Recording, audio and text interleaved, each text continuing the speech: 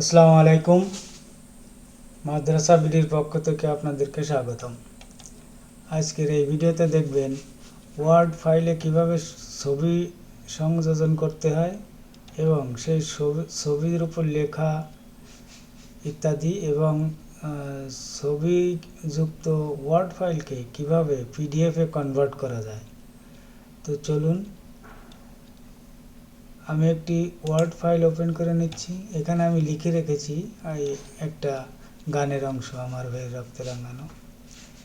তো এবার এখানে একটা ছবি ইনসার্ট করব, ছবি সংযোজন করব। তার জন্য আমরা ইনসার্টে যাব, পিকচারে যাব, দিস পিসি আমি ডেস্কটপে রেখেছি, তাই ডেস্কটপে এলাম। এখান থেকে আমি এই ছবিটা নেব, ইনসার্ট, ছবিটা ইনসার্ট হয়ে গেছে। এবার দেখেন এই ছবিটা ইনসার্ট হওয়ার ফলে এটা নাড়াচাড়া করা যাচ্ছে না এবং এই লেখাটা এখানে নিচে সরে আসছে। এর জন্য কি করতে হবে? এটা ঠিক করার জন্য ফরম্যাট পিকচারের এখান থেকে র্যাপ টেক্সট এখান থেকে যদি বিহাইন্ড দি টেক্সট দেওয়া হয়, যেমন ধরুন আমি বিহাইন্ড দি টেক্সট দিলাম, দেখেন এই ছবির লেখাগুলোর পিছনে চলে গেছে ছবিটা বড় ছোট করা যাবে। ছবির পিছনে চলে গেছে লেখার পিছনে ছবিটা চলে গেছে। আবার এটাকে যদি আমি র্যাপ টেক্সট এখানে এসে আবার যদি আমি এটাকে ইনফ্রন্ট টেক্সট করি, তাহলে দেখেন ছবির নিচেই লেখা চলে গেছে, এখন আর লেখা দেখা যাচ্ছে না। তো যার যেটা প্রয়োজন সে সেইভাবে সেট করবেন। তো আমি যেভাবে করছি সেটা হলো, আমি এটা ইনফ্রন্ট দি টেক্সট থাকা অবস্থায় এটাকে আমি সরিয়ে নিচ্ছি, নিচে সেট করছি।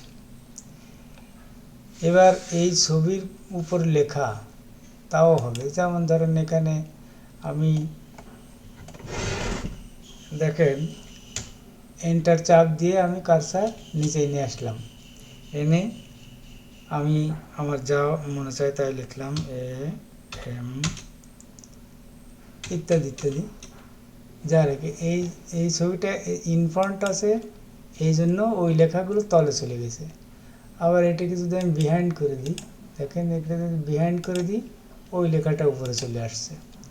এখানে আমি লিখলাম আমার যা প্রয়োজন, বাংলা ইংরেজি যা প্রয়োজন তাই লিখতে পারবেন।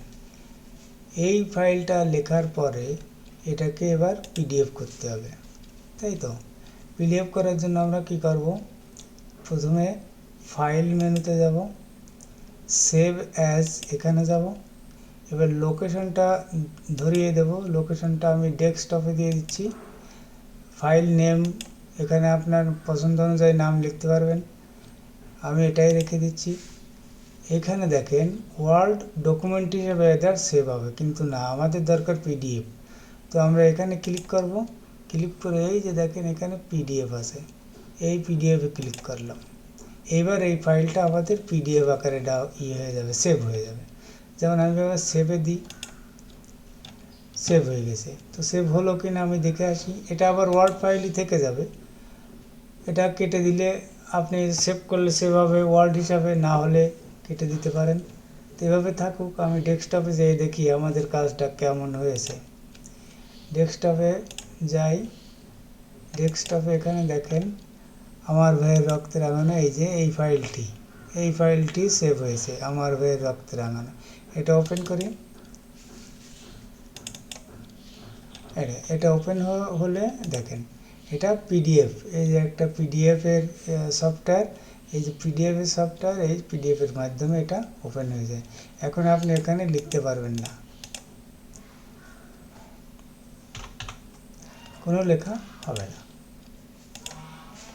তো আজকের ভিডিওটা এই পর্যন্তই। ভালো লাগলে প্লিজ আমার চ্যানেলটা সাবস্ক্রাইব করবেন, লাইক শেয়ার কমেন্ট করবেন। সাবস্ক্রাইব করে সাথে থাকার জন্য বিশেষভাবে অনুরোধ রইল। আল্লাহ হাফেজ।